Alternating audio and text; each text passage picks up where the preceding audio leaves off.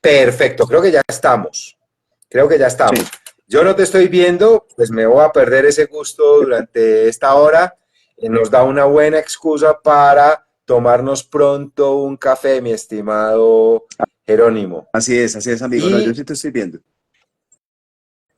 bueno, perfecto. Voy a aprovechar para ir invitando a personas a que se nos unan a este en vivo. Les cuento cómo se hace para que ustedes hagan lo mismo. En la parte inferior de la pantalla, en el extremo derecho inferior, hay como un avioncito de papel. Si ustedes pulsan ese avioncito de papel, se les despliega un menú, una, una ventana en la cual empiezan a ver a las personas con quienes han chateado en los últimos días y a ellos los pueden ir seleccionando para invitarlos a que se unan o para que vean posteriormente este en vivo. ¿Cómo vas, Jerónimo? Qué gusto. Bien, hermano, bien. Como siempre, con muchas cosas, muchos proyectos, pero todo afortunadamente muy bien. Bueno, arranquemos entonces esta sazón de los creadores. Jerónimo es un inquieto, es una persona que siempre está haciendo mil cosas, Hiperactivo. pero particularmente, claro, hiperactivo. Eh, pero particularmente tiene una cualidad que nos puede develar mucho de su temperamento, de su calidad humana. Cuando uno le pregunta a él qué es, dentro de todo el abanico de cosas que tiene, él prefiere 5 letras que son muy sencillas y muy contundentes. Él se hace llamar profe. Es creo que una de las palabras que más te Sí, gusta de la vida, sí, pues ¿no, es que Jerónimo? además es mi segundo nombre. O sea, cuando yo voy por la universidad, siempre dicen profe y volteo. O sea, después estar llamando profe de Derecho, de Medicina, pero yo volteo porque ese es mi nombre. Y también es el nombre, mi alias en las redes sociales, ¿no? Siempre la gente me escribe así, nunca me hayan visto la cara. Me escriben y me dicen, profe, la película tal, no sé qué, profe, ¿usted qué piensa de tal cosa? Profe, cuénteme tal vaina. O si un periodista me está entrevistando, siempre, profe, cuénteme sobre Chespirito, no sé. Entonces, pues es un nombre que me parece muy bonito y que lo prefiero por encima de todos. Digamos que yo le decía alguna vez, más allá de los títulos que uno tenga, yo no me siento tan cómodo con que me digan doctor, por ejemplo, o con que me digan maestro, ¿cierto? Digamos que me parece que son palabras como muy grandes. Maestro es una palabra supremamente grande y es como un honor si alguien le dice a uno así. Y doctor, pues es una palabra tan manoseada que realmente casi que ni se siente un halago ya, ¿cierto? Casi que se siente es como una adulación o como un lugar común.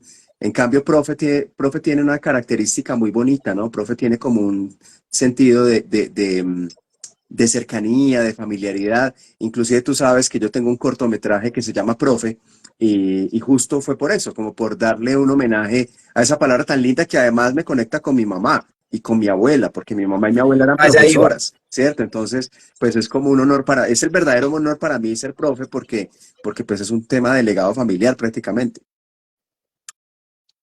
Sí, sí, allá iba precisamente y es al origen de esa palabra, porque es que me imagino que desde que tienes conciencia, desde que eras un chiquillo, has estado escuchando la palabra profe, profe, de manera reiterativa, de reiterada, pues por el caso de tu mamá, y no sabía que tu abuela también era profe. Sí, esto es y mi bisabuela también, o sea, esto es un tema como de legado Oh, familiar, porque fíjate que ahora que lo dices de escuchar la palabra, pues yo muchas veces, a ver, cuando yo era niño yo estudiaba en una escuela pública muy pobre, que quedaba en el centro de Medellín, y mi mamá daba clase en la escuela del lado. Pues no en la misma mía, pues porque no estaba bien que una profesora tuviera a su hijo estudiando en la misma escuela, pero yo estudiaba en la escuela del lado en la que ella trabajaba, entonces yo salía de la escuelita mía y a veces me tocaba que ella todavía estaba con sus alumnos y la esperaba allá. O sea, imagínate uno de 5 años, 6 años, y pues mi mamá se llamaba profe también, ¿cierto? Todos los alumnos le decían profe, profe, profe, profe, o Claro. señorita, pues que también se usaba en esa época, señorita Marta Inés. Sí, Entonces, pues fue una palabra con la que yo crecí y en este caso pues tenía una connotación muy especial y yo lo planteo en el corto que hice también, es que mi mamá era profesora de educación especial, entonces todos los niños eran niños con muchas dificultades, pero que le tenían un gran cariño a ella y un gran agradecimiento pues porque ella lograba cosas absolutamente increíbles como enseñarle a leer a niños que el primer día de clase prácticamente no sabían ni controlar la saliva o no podía moverse bien. Entonces, pues siempre ha sido como mi gran heroína, mi mamá, y bueno, por eso pues ese mote de profe es como tan importante para mí. bueno, hay algo y es que quiero contarles a las personas que nos están viendo en este momento cosas de Jerónimo para encadenarlo con la primera pregunta que te voy a hacer. Bueno, Jerónimo ha escrito 7 libros, es investigador permanente, tiene un cargo en la estructura administrativa de la Universidad de La Sabana, fue fundador y todavía eres director de la red No, INAF. el año pasado renuncié a la dirección, estuve dirigiéndola prácticamente desde el principio, desde que se fundó en el 2005, o sea, este año próximo vamos a cumplir 20 años. Yo fui el director durante casi todo el tiempo, pero pues afortunadamente la red ya tenía un estado, desde hace mucho tiempo, un estado de madurez tal que yo sentí que hace mucho rato tenía que dar un paso al costado. De hecho, ya había renunciado hace 3 años, pero me tocó volver a asumir y ahorita pues hay dos investigadoras maravillosas al frente de la red, una en Argentina y una en Brasil. Bueno, columnista recientemente en la revista Forbes, es, tiene siempre su columna en El Tiempo, es bloguero, tiene un podcast, tiene amigos del cine, es profesor, saca tiempo para realizar piezas audiovisuales, pero además es consultado de manera permanente por medios de comunicación locales y nacionales y de otros países también para dar sus opiniones con respecto a los Óscares, Chespirito o algo que esté en Lo boga. que sea. Eh, o sea, es una fuente permanente de consulta para los amigos periodistas. Fuera de eso, tiene una familia preciosa. Jerónimo, cuando descansas, ¿qué haces? Veo películas. O sea Ah, eso, bueno, me faltó sí, eso. Es un apasionado fervoroso del cine y de diferentes manifestaciones artísticas. Entonces, cuando descansas, ves cine. veo cine. Sí, yo estos días me estaba cuestionando eso porque pues claramente yo soy medio workaholic y yo decía, bueno, ¿y por qué yo cuando descanso veo Medio. películas que es parte de mi trabajo, ¿cierto? O sea que a la larga estoy trabajando otro poquito. Pero me di cuenta de una cosa, y esto es un descubrimiento reciente de mi amigo y es que el cine tal vez es el lugar en donde me puedo desconectar. O sea, el resto del tiempo yo estoy siempre pensando en otras cosas, haciendo mis vainas. Siempre el computador lo tengo abierto con 7 pestañas, porque como tú lo decías, o sea, lo mío es un tema ya patológico de hiperactividad. Entonces, y de ansiedad, pues porque también tengo que decirlo. Entonces, el cine me permite como escaparme de verdad. O sea, yo, pues hay gente que logra hacer yoga y se relaja y pone la mente en blanco y te cuento que yo no he podido, hermano. O sea, yo soy con el ruido permanente en la cabeza y las 20.000 cosas haciéndole. Y esto no es algo para presumir, obviamente es algo que yo tengo que trabajar, pero el cine sí me permite desconectarme de verdad. O sea, sí siento como que en términos generales y casi siempre, porque a veces también es muy tenaz cuando uno va a cine y la gente está conversando o está con el celular y no sé qué.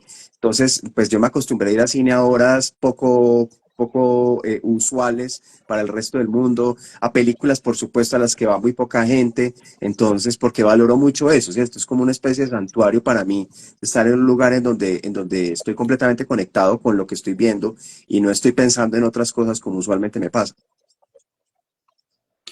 Bueno, Jerónimo, aquí hay algo que es bien, bien especial. Este es un espacio que creé hace un tiempo para hablar de los procesos creativos que realizan diferentes creadores en muchas áreas. Y acá en el caso tuyo me parece muy especial con todo ese prontuario de actividades que desarrollas. ¿Cómo es ese proceso entre el pensar, planear y el hacer? ¿Cómo, dónde va la creatividad? ¿Cómo te enfocas? ¿Cómo logras concretar procesos, proyectos? Cuéntanos un poco de ese proceso, de esa fuente de creatividad y cómo la vas aplicando. Pues mira, yo creo que esto es muy interesante y me encanta esta charla. Pues es chistoso porque ya hemos tenido esta charla al revés, ¿no? Ya te he entrevistado yo a ti también para mi canal de Amigos del Cine y ahorita estamos al revés. Y yo valoro mucho una cosa y al margen de lo que me acabas de preguntar, y es que cuando uno está con amigos, todo se vuelve un poquito más profundo, ¿no? O sea, yo siento que hemos hablado tanto que ya estamos como en otro nivel y eso es lo que a mí me gusta también cuando yo hago entrevistas. Entonces, me estás haciendo pensar en vainas que yo nunca he hablado con nadie, ¿cierto? Entonces, por ejemplo, una cosa con respecto a esto es que cuando uno tiene esta dosis de hiperactividad y de hacer tantas cosas al mismo tiempo, encuentra que no puede o que le cuesta mucho parar ese tren solo para pensar, ¿cierto? Entonces, digamos que el pensar va surgiendo en cada momento. Entonces, puede ser a veces digamos, las horas del día que yo siento que son como horas muertas para mí, entre comillas, es pues antes de dormir o cuando me estoy bañando o cuando estoy en el carro, ¿cierto? Y entonces ahí sí empiezo a divagar, a pensar en muchas cosas, a veces también, y eso es bastante triste cuando estoy viendo televisión, una película, una serie, también me cuesta mucho conectarme y a veces estoy con el celular al lado y tomo notas de cosas que acabo de pensar.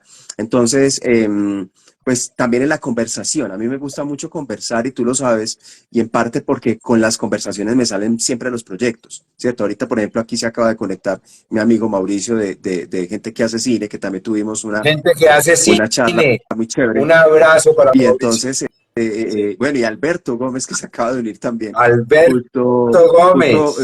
Y chévere porque lo que estoy diciendo, porque a veces en esas charlas, en esas conversaciones, en esos cafés que se toma uno con amigos, es cuando surgen los proyectos, cuando surgen las posibles alianzas, cuando surgen las iniciativas, las cosas que vas a hacer. Yo tengo, por ejemplo, un buen amigo que es Alex Pinilla, que conduce el locutorio, y con Alex en muchas charlas que hemos tenido, pues ahorita vamos a lanzar un nuevo proyecto de un podcast justamente pues a partir de esas charlas. Entonces, los proyectos van surgiendo así, ¿cierto? Van surgiendo pues a veces sin pensarlo mucho, de manera súper improvisada. Y tengo aquí una anécdota que me gusta mucho contar de hasta qué punto las vainas surgen casi que de manera muy espontánea. Una vez estaba yo en la Universidad de La Sabana como jefe de departamento, era en ese momento, ahorita soy el director de la carrera de comunicación audiovisual. En esa época era jefe de departamento y entonces me llama mi secretaria y me dice, Jerónimo, va para allá una señora de la editorial Trillas. Normalmente uno cuando es jefe de departamento no le llevan libros, o en esa época, porque ya ahorita no tanto, le llevan libros para que uno le dé el aval y pues uno recomienda a la biblioteca o a los profesores. Y entonces fue muy chistoso porque mientras la señora llegaba desde el puesto de la secretaria hasta mi oficina, a mí se me ocurrió proponerle hacer un libro. Entonces fue muy gracioso porque ella se sentó y yo le dije, oye, mira, Cristina, ¿qué tal si hacemos un libro sobre... Y yo mientras hablaba, yo iba armando la propuesta porque no la tenía, un libro sobre el heroísmo, casi que rellene el espacio acá sobre el heroísmo en América Latina, coordinado por la Red INAP, ¿cierto? Y me dijo, fantástico, me parece chévere, voy a hablar con mi jefe. Y para resumir el cuento, 4 días después el libro ya estaba andando, ¿cierto? Ya había hablado yo con el gerente de Trillas Colombia, ya había hecho la convocatoria en la red INAP. Entonces yo siento que a veces, pues claro, por supuesto, esto no implica que uno no planee las cosas. Siempre hay una planeación y esto lo único que hace es materializar ideas. Pero yo sí tengo esa característica que sé que tú la tienes y muchos de mis amigos la tienen, que es que somos capaces de ejecutar. O sea, no nos quedamos siempre como en la planeación y en las ideas y el algún día haremos, sino que nosotros hacemos. Un buen amigo, creo que en común, que es Alejo Aguilar, siempre dice eso, ¿cierto?